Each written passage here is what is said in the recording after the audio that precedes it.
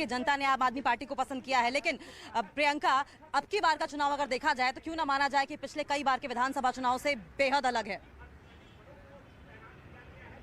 देखिए, विधानसभा चुनाव से तो जाहिर तौर पर निकाय चुनाव अलग ही होते हैं, लेकिन जिस तरीके से आप बोल रहे थे, एड़ी छोटे का जोर तो इस बार भी खूब लगा है। और बीजेपी की तरफ से ऐसा नहीं है कि पहली बार ऐसा देखने को मिल रहा है कि तमाम केंद्रीय मंत्री जो हैं वो आ रहे हैं, रैली कर रहे हैं। इससे पहले भी जो एमसीडी के चुनाव 2017 में हुए, इसी तरीके से केंद्रीय मंत्री गली गली नुक्कड़ सफा भी करते थे। और आम आदमी पार्टी की जब हम बात करते हैं तो उनके पास स्टार प्रचारक अरविंद केजरीवाल ही हैं। अरविंद केजरीवाल के रोड शो, उनके तमाम लीडर्स के जिस तरीके से गली मोहल्ले में जा जाके उन्होंने लोगों के साथ कनेक्ट किया, एक काडर जो उनका बहुत स्ट्रांग है झुग्गी झोपड़ी में, वहां पर वो हमेशा 5 साल एक्टिव रहा। तो ये कहना तो गलत होगा कि जोर आजमाइश दोनों पार्टी की तरफ से नहीं की गई, बल्कि जिस तरीके से एमसीडी के चुनाव होते हैं या जिस तरीके से दिल्ली में कोई भी चुनाव होता है, उसी तरीके से, उसी जोश खरोश के साथ और उसी तरीके के प्रचार प्रसार के साथ इस बार के एमसीडी इलेक्शन को भी कंडक्ट किया गया था। जब हम पॉलिटिकल पार्टीज की बात करते हैं, ऐसे में अगर बीजेपी की हम बात करें तो देखिए, हार जरूर रही है बीजेपी, जिस तरीके के रुझान आ रहे हैं, लेकिन अगर आप कहें कि 15 साल की एंटी इनकम्बेंसी के बाद अगर इस तरीके का रिजल्ट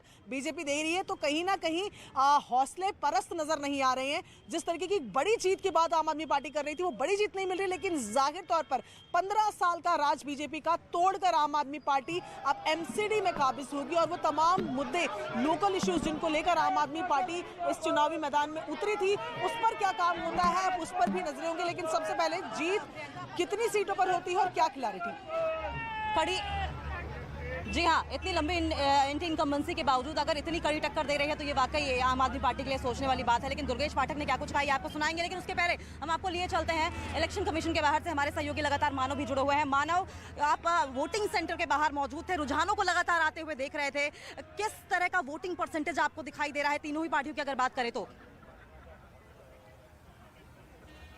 देखिए, अगर मैं लीड की बात करूं तो आम आदमी पार्टी 48 सीटों में लीड कर रही है, 89 पर जीत दर्ज कर चुकी है। तो बीजेपी 68 सीटें जीत चुकी है, 33 पर लीड कर रही है। वोटिंग परसेंटेज की बात कर लेते हैं अंकिता, तो देखिए आम आदमी पार्टी का जो वोटिंग परसेंटेज है वो लगातार बीजेपी से ज्यादा है, लेकिन जो अंतर है वो 3 से 4% का ही है।